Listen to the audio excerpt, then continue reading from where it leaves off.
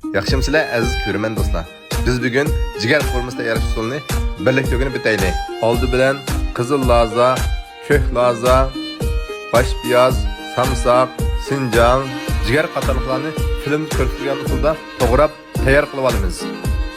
Qozonga al-nuri sap birindilik sig'ir yig'idan qozonga muvofiq miqdor qo'yib, yog' qizganda jigarni silib, takshi quruymiz.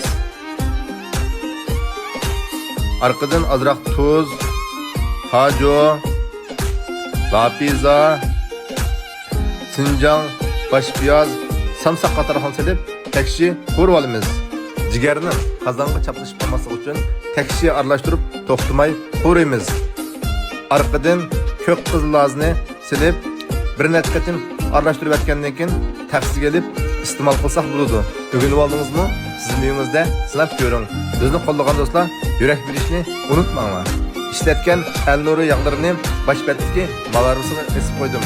Kirib, tanlab setib oling.